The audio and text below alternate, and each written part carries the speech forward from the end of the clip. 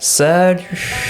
Vous allez sûrement s'en dire dans cette vidéo, ces dernières semaines ça va pas super, mais on va quand même essayer de faire une petite vidéo d'un truc qui m'a un petit peu remonté le moral ces derniers temps. Alors je sais pas vous, mais moi quand j'ai pas forcément le moral, j'essaie de me bouger un petit peu et d'aller au cinéma.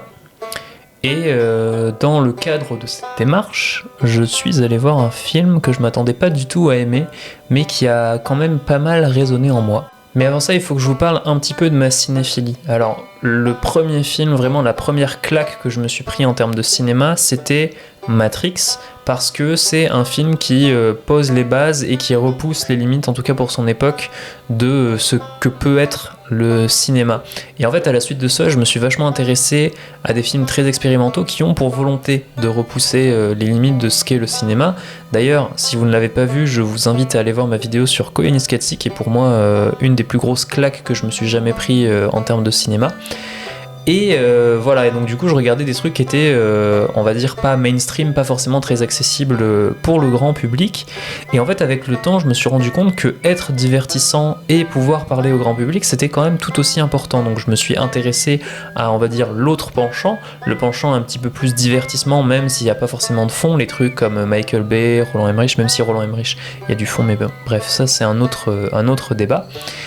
Et actuellement, en fait, je suis un peu, je balance entre les deux. J'apprécie autant un film qui est pur divertissement, pure explosion, on en prend plein la gueule quand c'est intelligemment fait, évidemment, et des trucs un petit peu plus expérimentaux, même si j'avais un peu perdu le goût pour ça, pour les trucs entre guillemets chiants. Et en fait, récemment, je me suis surpris à apprécier un film que je pense il y a quelques années j'aurais jugé comme extrêmement chiant. Et ce film, c'est... L'Italie, c'est quand même plus beau. Si on mange bien. Le voyage en Italie, tu l'as vu, non? Ah bon? Avec Ingrid Bergman de Rossellini, tu l'as pas vu? Elle est en voyage avec son mari. Ça va pas du tout, ils sont en train de se séparer. Voyage en Italie, donc avec Philippe Catherine et Sophie Le Tourneur, réalisé par Sophie Le Tourneur, qui raconte tout simplement l'histoire d'un couple qui prépare, part et revient d'un voyage en Italie. Donc le titre c'est Voyage en Italie au pluriel, comme vous avez pu le voir. Déjà je suis allé voir ce film parce que j'en avais entendu du bien de la part d'un confrère youtubeur qui s'appelle Antoine Goya. Donc si un jour je deviens connu et qu'il regarde cette vidéo, merci beaucoup, parce que ce film est arrivé dans ma vie à un moment où j'avais un peu besoin de ça, je crois. Donc moi de base, quand je vais au cinéma, c'est pas pour voir la vraie vie, hein. Si je vais au cinéma, c'est pour qu'on me raconte des histoires impossibles, qu'on me fasse croire à des choses incroyables, etc., etc.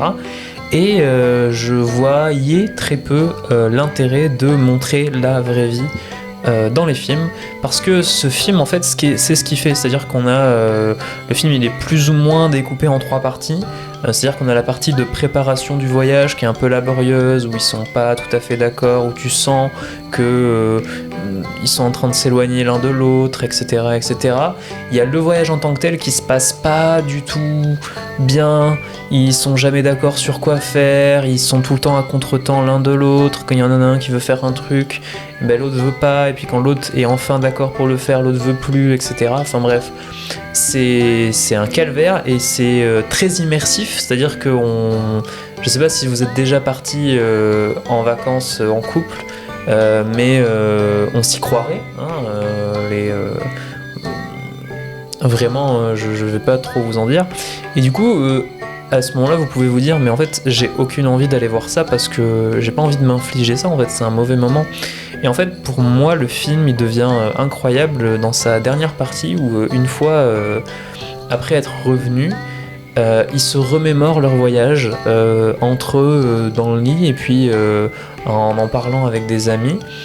Et ils s'en remémorent comme quelque chose de positif, de beau en fait. Et ça fait que ça a, tout comme Koyaanisqatsi, débloqué un truc dans mon cerveau, un truc que peut être le cinéma.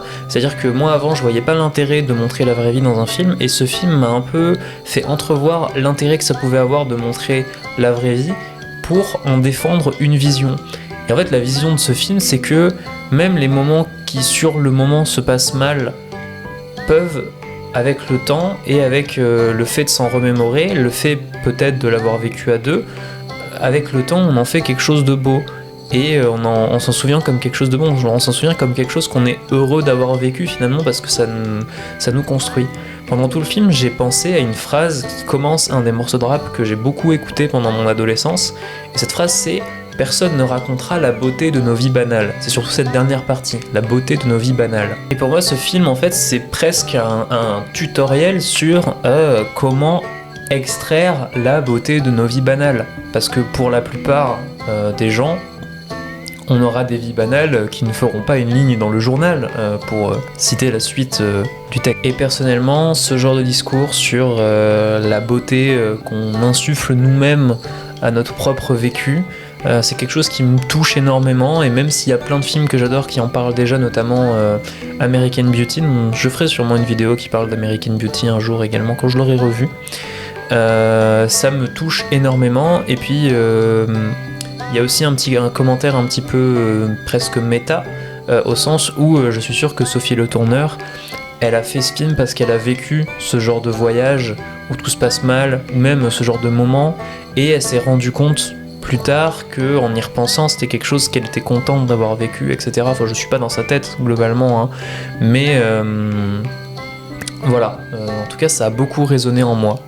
La beauté de nos vies banales. Voilà, je pense qu'on va conclure là-dessus. Personne ne racontera la beauté de nos vies banales. Le combat contre le cancer ne fera pas une ligne dans le journal. Ton premier trou tu l'appelleras maman, le dernier tu ne verras pas. Peut-être du monde autour, quelques-uns qui pleurent papa. Voilà, dernier adieu, on se dépêche, le cimetière ferme. Chaque vie a son terme, comme chaque billard une tache de sperme. Et merde, ce n'est pas l'histoire, j'ai débuté par la fin. Oubliez tout, je recommence pour que tout le monde comprenne bien. Au commencement ton père avait la gaule, ta maman n'a pas dit non. Pour les détails on ne sait pas trop, demandeur à l'occasion.